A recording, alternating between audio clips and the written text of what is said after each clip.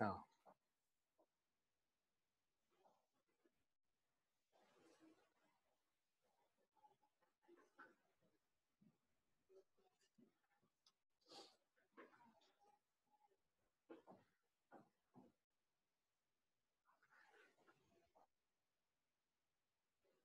Hello? Yeah. Can you guys hear us? Can you hear me now? I got a feeling I got it this time. All right, there we go. Yes. Okay, cool. So that slider all the way left should have been all the way right. But last time I had it all the way right, and everyone said it was too noisy. So as you guys hear the audio levels, let me know. I'll adjust over time until we absolutely figure this out. We've only had 2 of these before. So thank you, everyone, for joining. This is the Kubernetes Community Office Hours. We ran 2 experiments before and had some decent participation. So what we're going to do is every 3rd Wednesday of the month, we're going to have 2 sessions. One at this time slot. It's going to be every 3rd Wednesday here.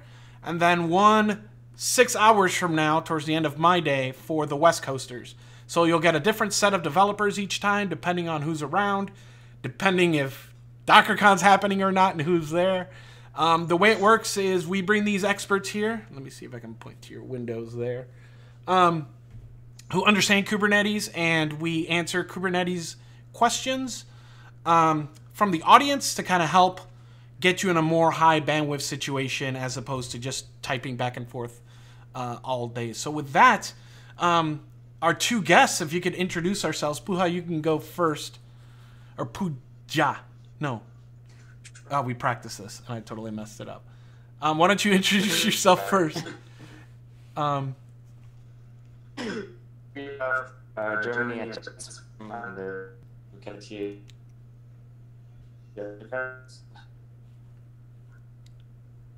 Okay, he's really cutting out for me. I don't know. Yeah, it's cutting out for me as well. I wasn't sure if it was just me or... Okay. All right, Adnan, when did you go first? Sure. Hey everyone, I'm Adnan. I'm a software engineer at Bitnami. In the Kubernetes world, I am also a co-lead of SIGAPS, which is a special interest group for running applications on top of Kubernetes. I've also been a contributor to Kubernetes Helm, so if you have any questions for that, I can help answer those. And also, I'm one of the maintainers of the Kubernetes charts repository as well. Okay. Puya, it looks like your video came back, so now you look okay. Let's try again. But so I'm Puya. I'm from Giant Swarm, developer advocate here, mainly currently focusing on security inside of Kubernetes, with the CIS security benchmark there, and but generally all kinds of Kubernetes questions. Okay. Okay, awesome. So here's how it's going to work. We've had people in hash office -hours already asking questions. Feel free to tweet people to come here. I have a bit.ly link that you should see everywhere that I'm sharing with people that will bring them to this location. So those of you listening, if you could help us out by tweeting, letting people know, letting coworkers know. We had, during the first one, we had a whole company have a lunch, and they watched the stream over lunch as like a team. I thought that was really awesome. So the goal here is to those of you that are out there using Kubernetes in the real world, help this, have this be a useful tool for you, where you want to come and watch and learn a bunch of things. So with that, the questions are starting to pile up, so we're going to begin. As always, just do question in all caps so I can notice the question, and then ask your question.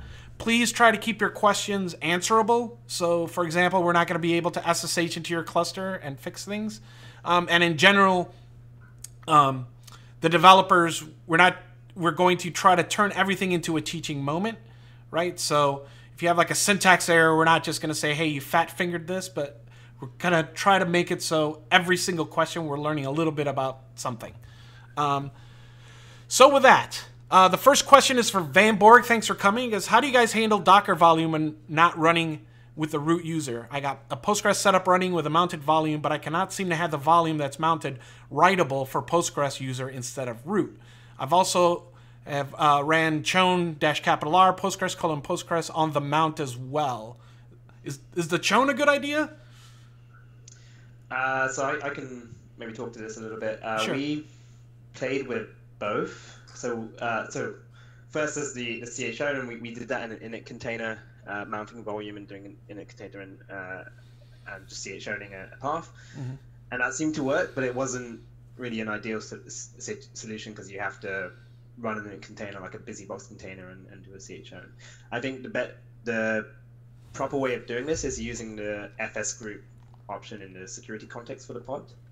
So if you look at the pod spec in the Kubernetes docs, you'll find that there's an FS group option under security context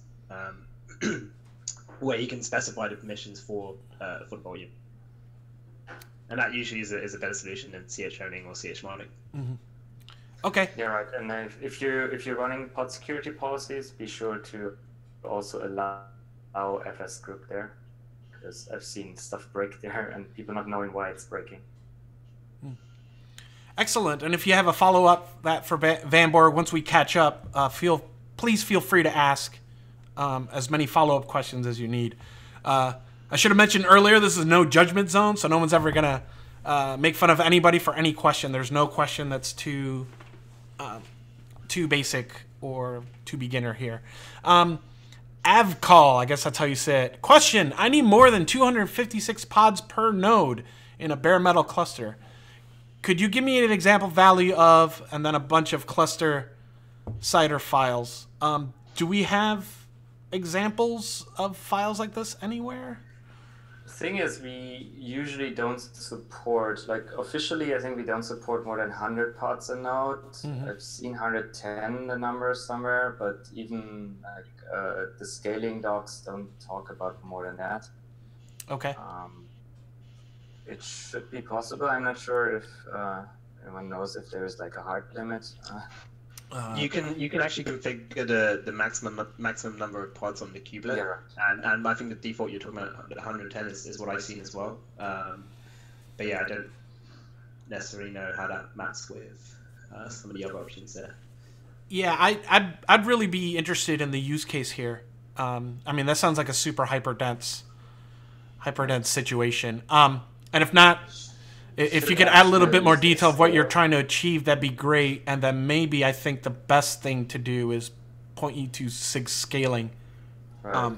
As for the CIDR in general, you could maybe just see what kind of CIDR you need, and if you multiply your pods per node by nodes, and then you might need maybe a -16 instead of a -24 or whatever you have there. Yep. Maybe even a -8. And APS, in an expert use of the threading functionality in Slack, this is the first time I've seen it used right, says you can dash max pods flag on the kubelet to bump the limit. Yeah. But I don't know if you just double.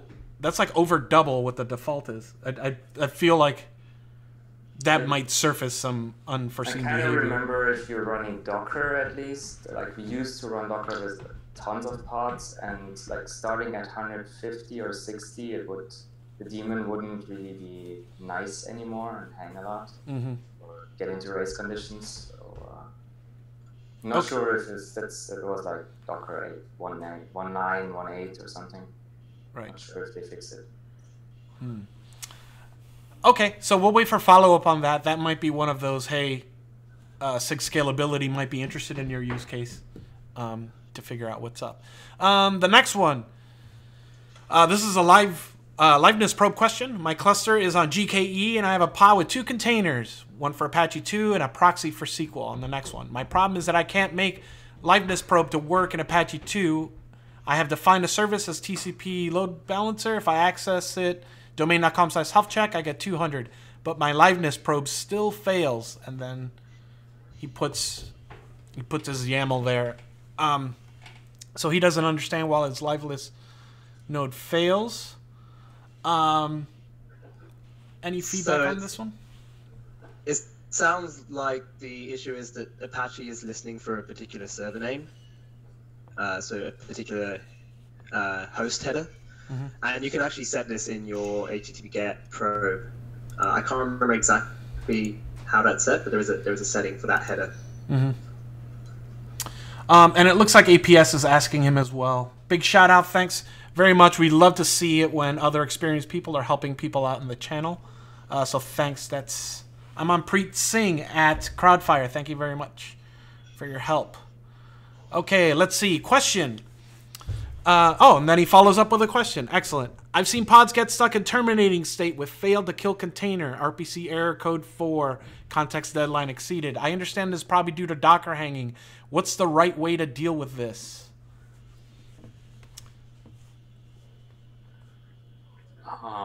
That's tough. Like we used to have the Docker like stuck in terminating bug because we were running kubelet in a container and double mounting certain volumes in there. Okay.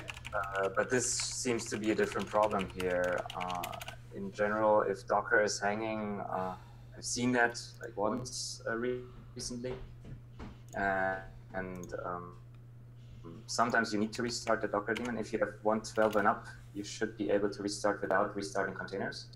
So containerd can reattach to the shims.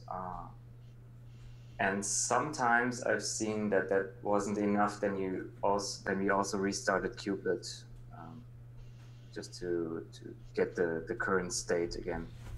Yeah, he's mentioned. This is kind of like hacky. I'm not really sure what the correct way would be to solve this. Mm-hmm. All right, so I've got my first question. We're going to follow up. So something we try to do if we can't get you an answer right away is I keep a log of questions that are difficult. And then I go ahead and pass those on to people. Even if we can't find an answer for this week, hang out in the channel, and then I'll usually be able to find someone that can at least help you out. So that's what happens when we get stuck. All right, next question. This is going to be a nice long one. What are the best practices for doing CI/CD with Kubernetes? Terraform support is limited to stable, and I really don't want to use deployments. The best option I found is creating Helm charts with dependencies, putting them in the repo, and using Helm files and the Jenkins plugin that can install/upgrade a Helm chart. I've yet to implement this, so my understanding might not be correct. I am looking for a solution that would limit config drift as much as possible. So Helm is a good way to do this. I mean, you can have a Helm chart in a repository, and then I haven't actually seen the Jenkins plugin that you're referring to for Helm, but it's also pretty. I've done it before with just calling out to Helm directly at the binary and just doing a Helm upgrade -- install, which is the same thing as doing a kubectl apply, and then that will go and either upgrade that Helm chart or install it if it doesn't already exist.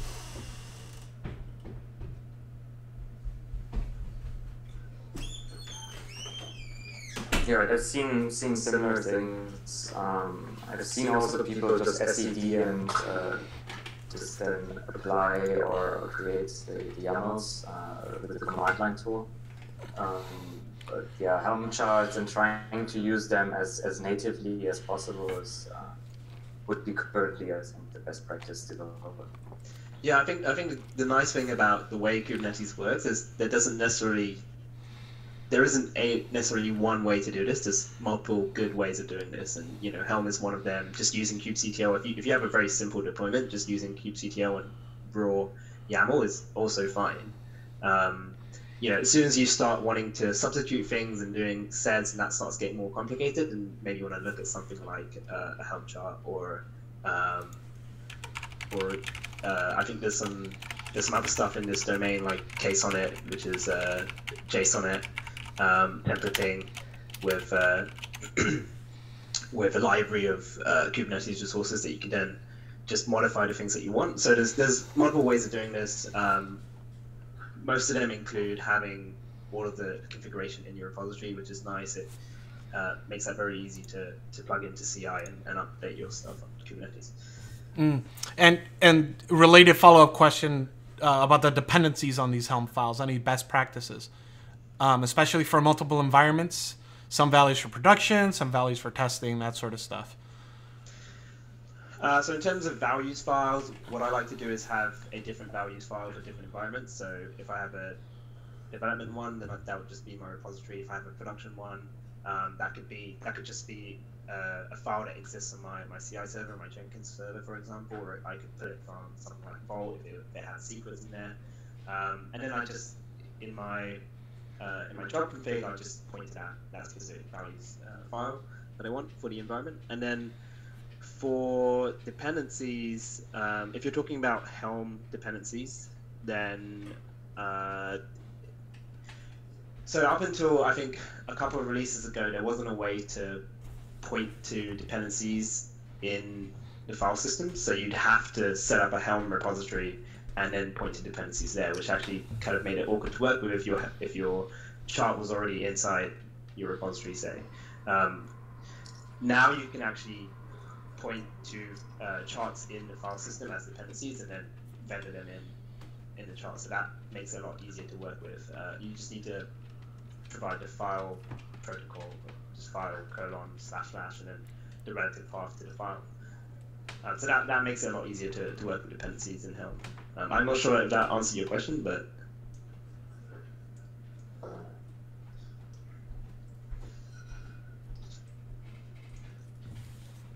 he's typing. It did. Thank you. All right, great. Moving on. Vanborg asks another question. Can you show an example of using FS group for my issue? My setup consists of a persistent volume claims, and a definition of the pod. Here's a YAML file, and then the YAML file. For the sake of the audience, if you can kind of talk through this. It looks like you answered this already, but if you could talk through it a little bit, Booyah, that would be great. I can point you to an example Sure. where we're doing this. So I'm just going to add to the thread here on the Office Hours channel. Mm-hmm.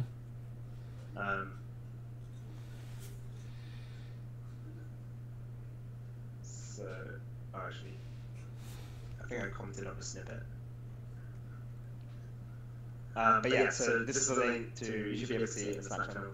It's a link to the Kubernetes YAML for our Redis container, for our Redis deployment. And you can see it has a security context, and I'm specifying the users that I want to run with and the group for volumes to just the user ID there, which is 1001. So right here, I'm putting this on the stream now, so I can point it out in the YAML file itself. I think just to note, we also ran into an issue with Minikube on this, and there's actually a bug in Minikube which for some reason didn't apply the permissions correctly with FS group. I think this has been fixed in the latest version, but I need to go check on that. I know there was a fixed version, I just don't know if they made a release since then.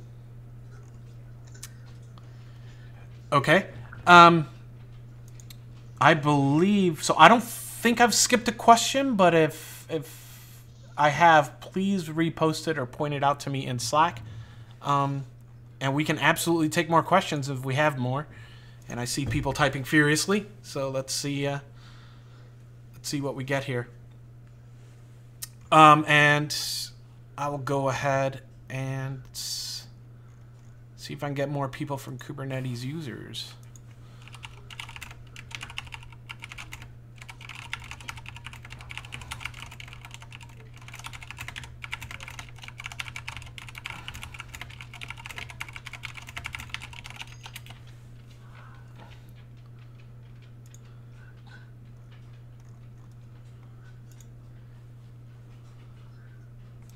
Let's see. Someone was typing, and then they weren't typing. So is the entire universe at KubeCon or DockerCon Europe? I take it. It feels like it. Seems right. Yeah. Yeah, my Twitter stream is just full of DockerCon related things, which usually happens, right? Yeah, I like the selfie. I like the selfie that they took from the stage, I guess, from the announcement. I thought that was really clever. Very Oscars moment. Tim Brendan and Solomon. Yeah, that was awesome. There was lots of requests to try it out already this morning. It's like, oh, where can I try it? I want to have it on my computer. Yeah, so is the beta out then for Windows and Mac? I think you can sign up for the beta. You can sign up for it, but it's not. I think it's slated for end of Q4, so Okay. it may be a couple of months. Okay, so it was just an announcement, not a release then. Yeah. Which is a shame, because as soon as I heard it, I went looking for it. Yeah, I really want to see.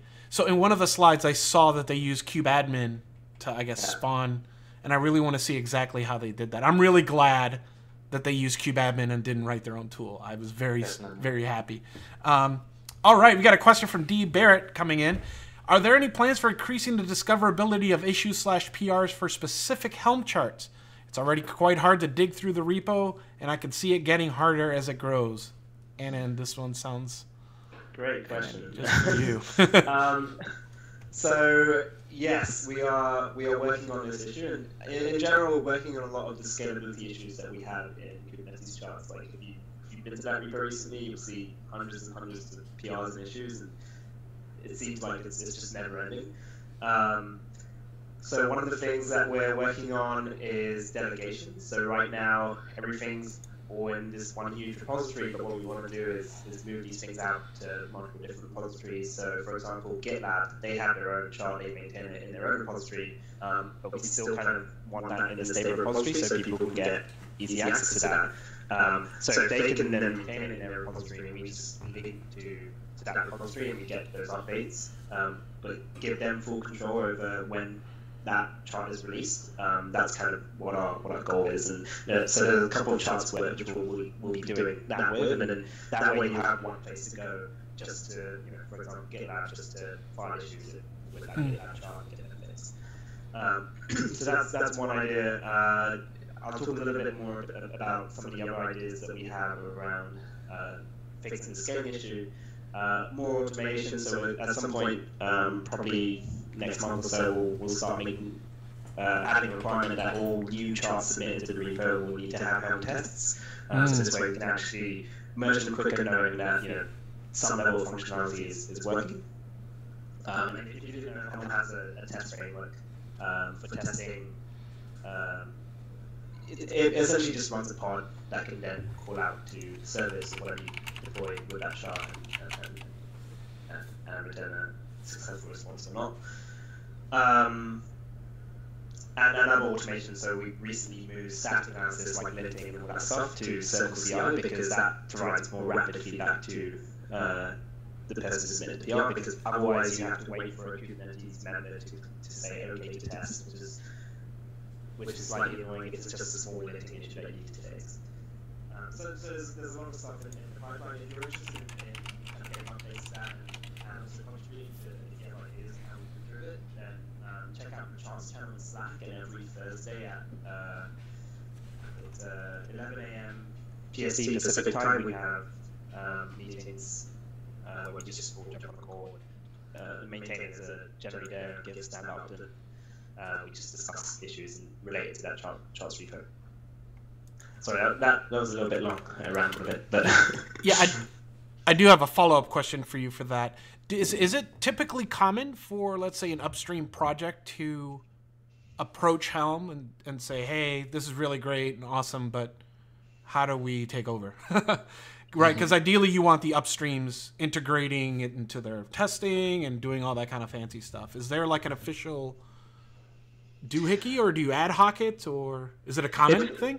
I'd say it's pretty ad hoc right now. We had the GitLab charts initially. Initially, I think they were contributed by someone not related to GitLab, and then GitLab came and wanted to kind of take that over. But because it took so long to get changes through, they decided to create their own repository, which is perfectly fine. Like the Helm model works in this way, where you can just create a new repository, and then the user can add that and install stuff from there. But in terms of discoverability and ease of use, it makes a lot of sense to have a centralized repo as well, so that people can just easily find things. The way apt-get works, for example. So we do want to have people like GitLab, and Datadog is another example of they're maintaining their chart. CockroachDB. So there's actually quite a few where we have companies actually maintaining their own charts, and we just want to give them more control over that and let them have their own release cycle.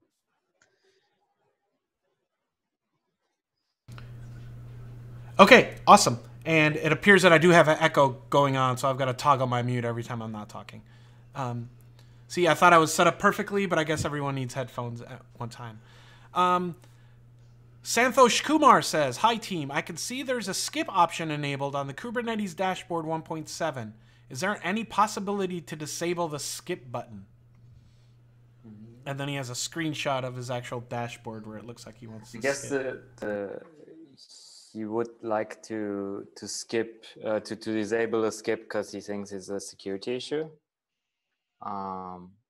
or not sure of the use case here why skip would be needed to disable. However, like if you have an authorizer running in your cluster, like RBAC, then skipping would mean you're not authenticated and you won't be authorized, and then dashboard won't work. So disabling skipping, I don't think there should be a big use case for that. Well, unless My he's question trying would to be force them to go get a YAML file. Oh, I'm sorry, I didn't mean to step on you. Sorry, yeah, me either. I was just going to say my question would be what actually happens if you hit skip, because I actually haven't seen I haven't used dashboard recently, and I'm curious to know what happens. Okay, so yeah, just please follow up with the question there on your use case a little bit on the dashboard. Maybe tell us what you're trying to achieve as a whole, and that might be able to help. Help us out. If we can't help, SigUI is very helpful with dashboard, and it's not very crowded, so your question should get through. Yeah, actually, if you could follow up with a link there. Every time I type, it's too loud. If you could just toss them a link to the SigUI meeting and mailing list, that would really help us out here. More questions, please. Let me do a quick review here.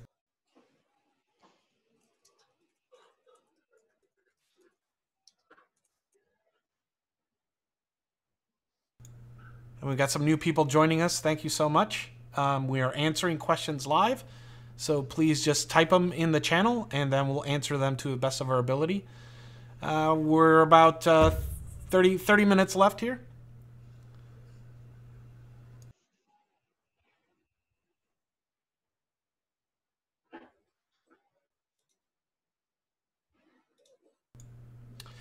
Yeah, so speaking about the Helm, just going back to Helm, it feels like we could have a topic we keep discussing while we're waiting for questions. Yeah, so I think it would be really interesting, like how would like cubeapps.com index apps that live maybe in some other organization's version control, right? Yeah, so I think what we plan to do is, And if you've seen the way Docker library does this is the official Docker Hub repository. They have a Docker library repo which I think links to other repos, and basically just it's kind of like a submodule type thing. And then that repo itself has CI that goes and then publishes a real.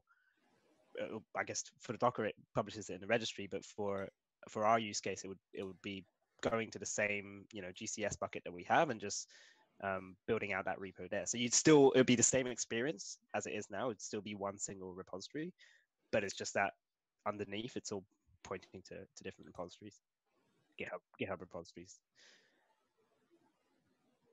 Yeah, so that way we can keep the same experience without having to deal with multiple repositories. Yeah, and it removes blockers, right? As opposed to having one centralized thing to review. Like when I've been on teams where we contributed to Brew, which is the package manager, and they do a really great job. But at the end, there's one bottleneck that goes through, and there's bonuses there. But I also like for upstreams to be able to rev at their own pace and not block on us, kind of thing. Yeah, and in particular, the set of maintainers that we have for Kubernetes/charts is they're not necessarily subject matter experts for all of those applications that are in that repository, right? So, I'm not a subject matter expert for GitLab, so am I the best person to review changes that are very related to or very specific to how GitLab is run? Probably not. But someone from GitLab is obviously going to be more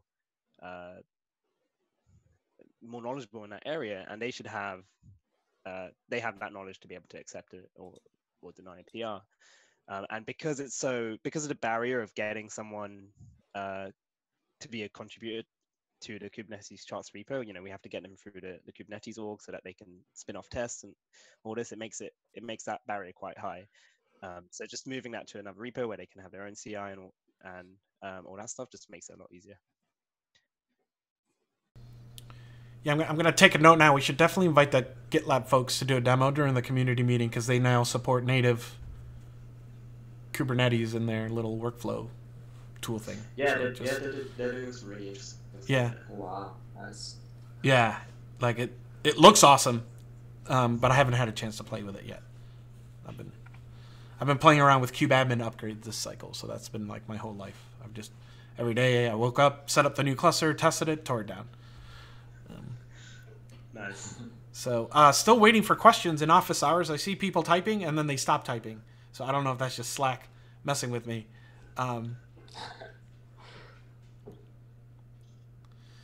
Sri says, "Hi, I want to implement a RabbitMQ cluster on Kubernetes. Is this possible?"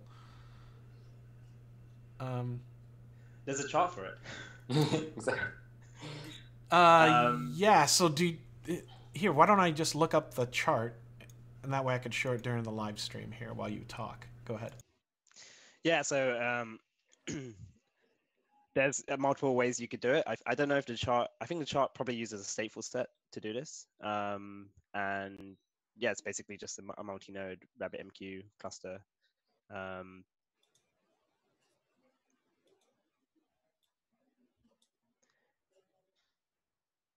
So I'm showing it on the stream, but just a source. Is there what's the pretty face to the GitHub repo? If you go to, I'll send you the link. If you go to cubeapps.com. Yes. I kind of wanted to make this a CubeApps commercial here real quick. You can always go to cubeapps.com. And this takes all the Helm charts and puts like a pretty little storefront on them. And then we're looking for Rabbit, right? Yeah. This in general is maybe quite nice. Like if you're looking for how to run some kind of software that is very common out there, then chances are big you're gonna find it in charts. If not in stable, then in incubator maybe, or somewhere on GitHub if someone has posted it at some point. Yeah. So one thing I really like about how you folks built this is I love having the old versions here on the side, right? So I can like keep track of that stuff, and then it just has like the source link right there. It's not like a complicated thing.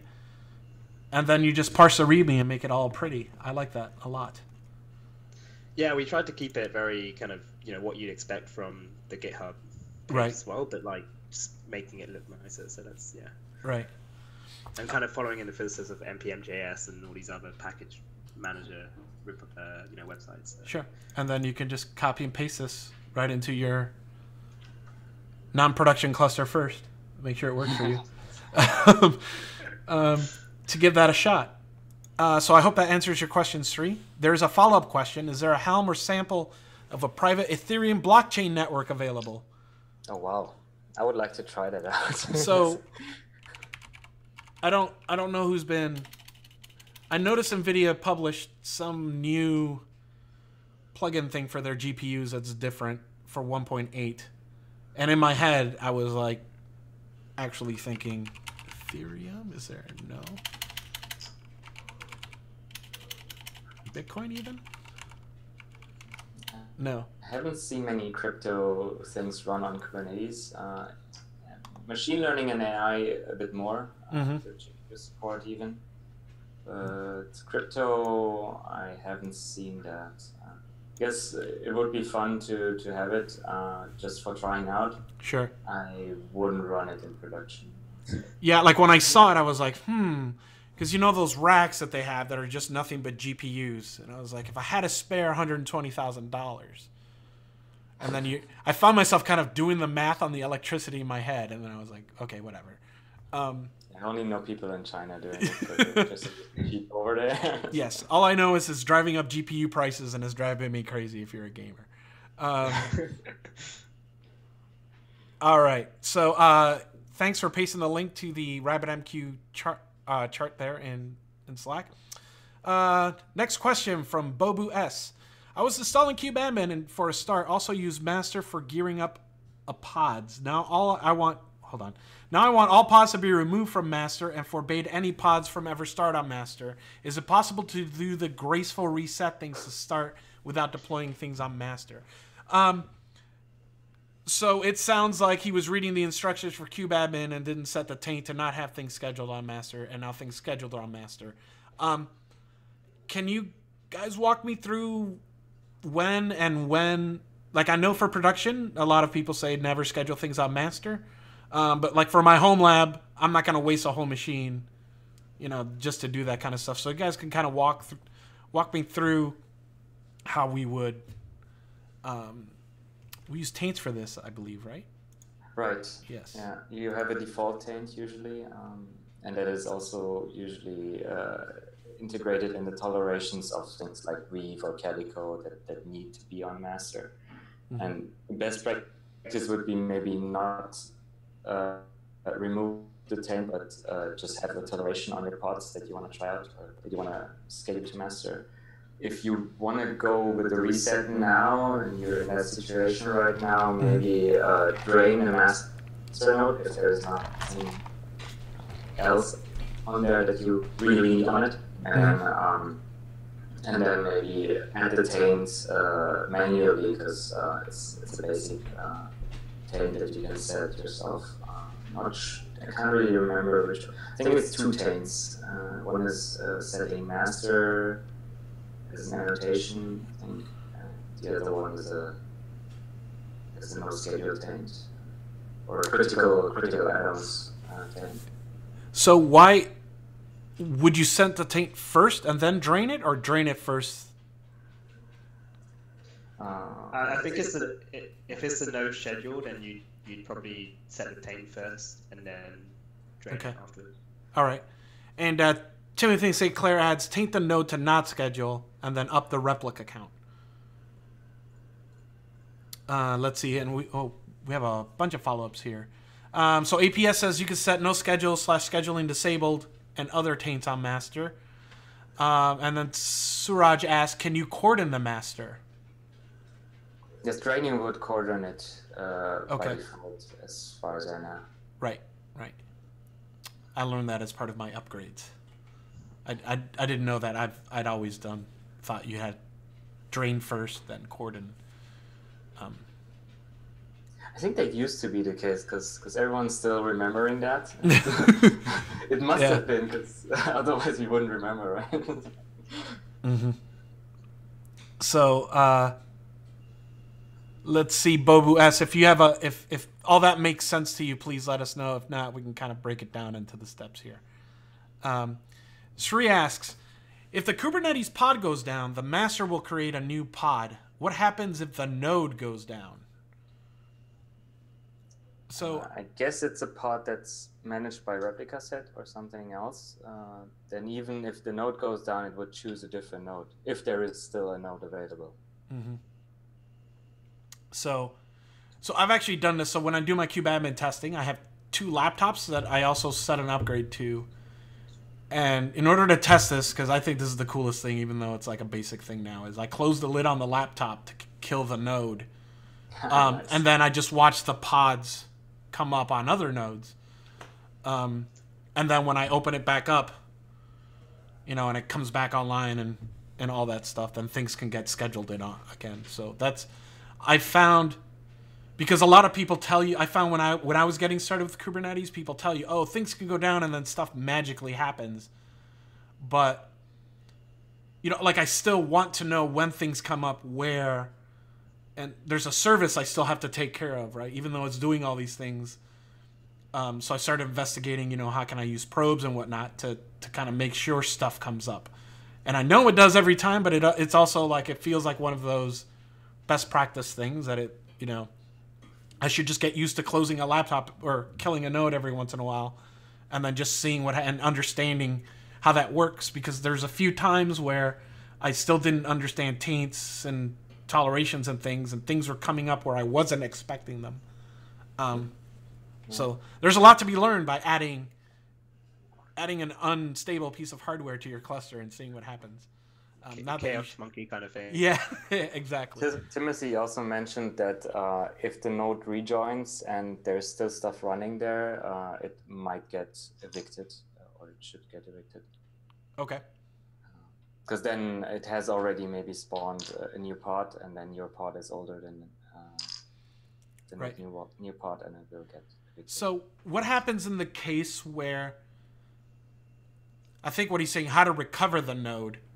Like if the node itself is broken, let's say you did a kernel upgrade or something on the node and it's like total hard failure. You would just, so on a public cloud, it would just terminate the instance and get you a new one, right? And then on bare metal, you would just do a reinstall or whatever, rejoin it later, and then everything should be fine. So I don't think in this world people are all about repairing nodes. They just shoot it in the head and continue. It also depends. If it rejoins in a short matter of time, like if it was a short network split, then it might nothing might have happened because there is some grace period that is kept. Like the kubelet is waiting or the scheduler is waiting, and when it comes back, then it won't do anything. But if it's a bit longer, then then there's going to be a new pod or maybe. Sure. Santhosh Kumar asks, "Hi guys, I'm new to this channel. Just now I joined in the YouTube. Could you please repeat about the user authentication method? I'm planning on using this for production." I believe this is the dashboard thing. The dashboard thing. Yeah. So if you could repeat your question, we were asking on if you ever cluster set with RBAC and someone skips, they can't really do anything anyway. So we were kind of curious on why you were removing the button, and if you could kind of explain your use case, we'll spin back around to you and see if we can find a better solution for you. Next, APS asks, we have some JVM apps that take a lot of CPU when starting up, but not so much when they're just operating normally. Setting lower CPU limits increases the startup time, and higher CPU limits waste CPU or affect other apps running in the burstable class. Is there a way sort of to like preload stuff in the JVM when building the Docker image? Is this how the JVM is supposed to work? What's the recommended way to go about this? Do we have anyone with opinions on this? I know we've discussed JVM applications in the back. Before. Yeah. And I don't know a good answer to this. Okay. So I will copy a link to this one. Yeah, I think Kubernetes limits generally, you kind of have to take into account, how high the memory and CPU usage would go at any point during the running of that container. Let's see. Does anybody in the audience have any recommendations for him? Oh, looks like he has one reply. Let's see. Yeah, I think Timothy is recommending init containers. I'm not sure how how you could maybe. Yeah, it depends. I guess it depends when that memory or CPU usage goes high. If it's something that happens, like when it's trying to fill up a volume or like a persistent volume with something, then yeah, that could probably be moved to an init container. But if it's just something that always generally uses CPU memory at startup, then I don't know that you'd be able to get around that with init containers. Sure. Maybe another hacky way would be to have something running in your cluster that looks at these pods and then changes their limits after they've already. Sure. So this is this is something I've seen in one of the scheduling SIGs where you would have Prometheus and all the metric goodness always constantly running, monitoring your apps and dynamically adjusting. I'm going to try to find, there's a blog post on this work, but it's not complete. But let me add, Mike says, we experienced this and just had to increase the CPU memory size. We have had to deal with the high usage of resources. And Suraj kind of asked a follow-up question. Are there any tweaks that the JVM has enabled to run inside containers better? We discussed this in one of the first office hours. As far as I had questions about like garbage collection, like how does that work? If you've got a node just full of JVM things, and I believe Timothy pointed me to there. Lots of improvements coming in the JVM that kind of help with this. but I need to dig up those sources. Let me, maybe we can move to another question while I do some digging for people and get them some links here. Sri says, I heard some interesting things about PKS, Pivotal Container Services. They're introducing Bosh to take care of nodes as well. The Bosh will spin up another node like a pod, but I didn't see documentation anywhere. So I think this is one of those things where there are tools outside of Kubernetes that will provision an actual machine, put the OS on it, and do all that kind of stuff. So on public clouds, I think, like Amazon does this for you, right? Yeah, it's a bit like a cluster autoscaler. Right. I think on most cloud providers that kind of works already. I think the Amazon autoscaler works quite well. Yep. Some other people, some other distributors also have autoscaling in there, or at least scaling. Sure. And then Mike has a follow-up question. How do we change these limits? He's talking about the CPU and memory limits. As far as I know, those are defined in the pod spec, so if you change them, it's probably going to have to restart those. But especially since the limits are actually set a part of running that container, so you would need to recreate that container. Mm-hmm. So let's see.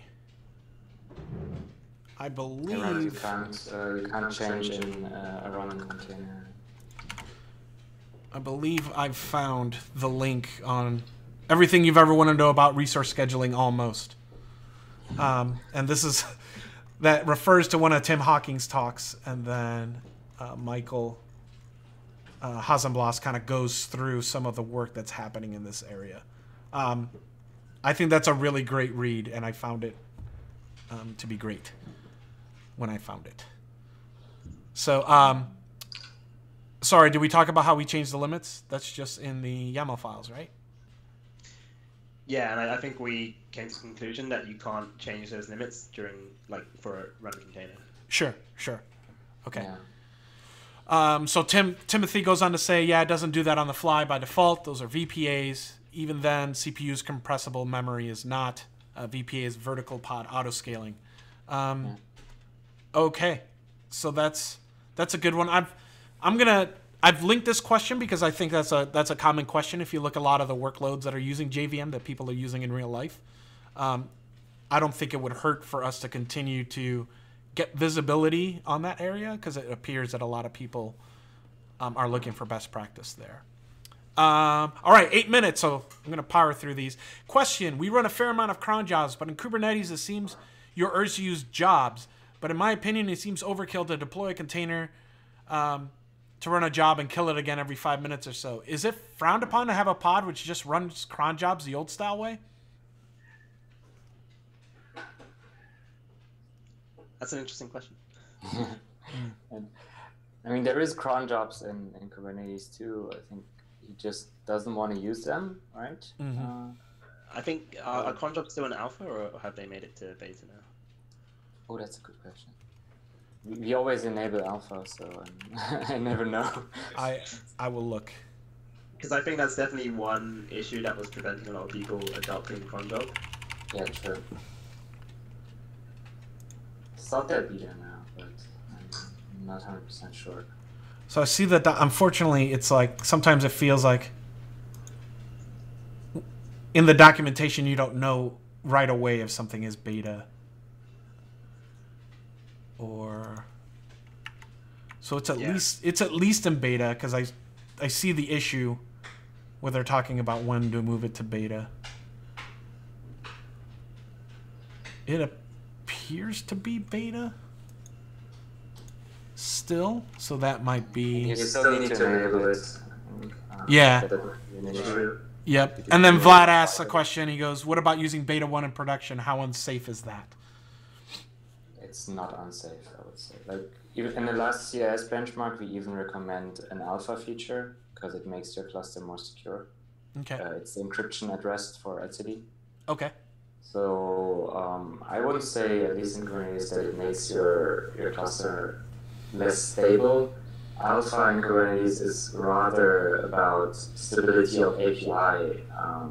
So you might have to change your manifest later, or you might need to redeploy your jobs or some of your objects, but I haven't seen any cluster getting unstable because of alpha objects.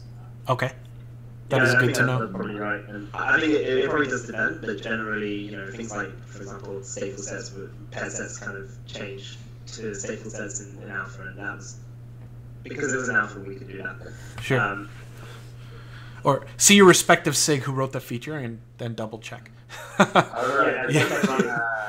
wouldn't run a beta of Kubernetes in production. I would run a stable of Kubernetes with beta and alpha resources. Okay. So I wouldn't run betas or even RCs in production. Okay.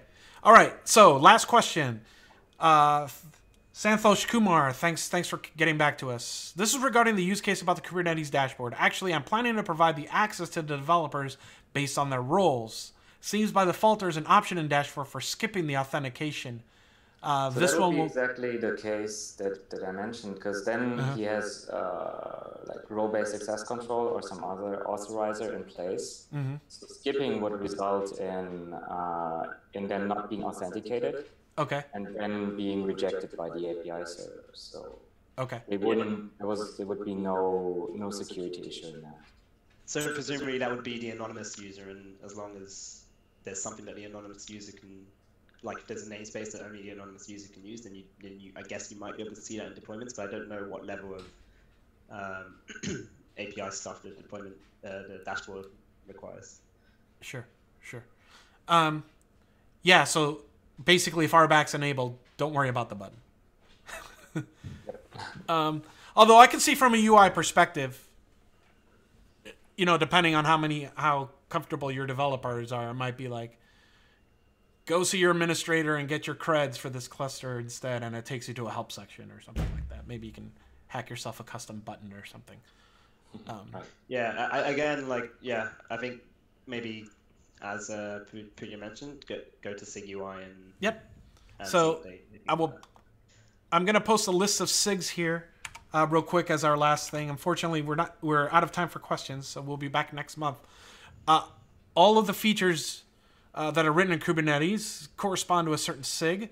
So for example, the dashboard is written by SIG-UI, and all the SIGs have public meetings, mailing lists, and Slack channels.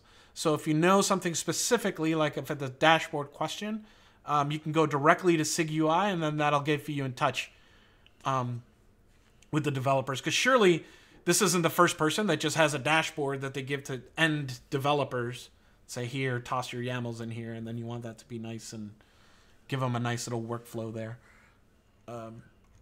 So that's the list of SIGs. If you have any questions of what goes where, you can always ask somebody, hey, what SIG should this be a part of? And they'll usually point you in the right direction. But for us, I'd like to thank our guests for attending. We got through quite a bit of questions. We got 2 hard ones that we're going to try to follow up here over the next week or so and see if we can get you some more attention to. We are going to have another one of these sessions in about 5 hours or so for the West Coast of the U.S. With a totally different set of developers. And for those of you who found this useful, please come back next time. Please hang out in the channel. You can hang out of the channel as long as you want, and just kind of keep it going. We're trying to build a place where people can feel comfortable answering questions, help pay it forward, help someone else, that kind of good stuff. So we will see everybody in exactly a month. We are the 3rd Wednesday of every month, and the topic on the channel in office hours will send you to the page. If you have any feedback on that page, please let me know. And other than that, any final words from our guests?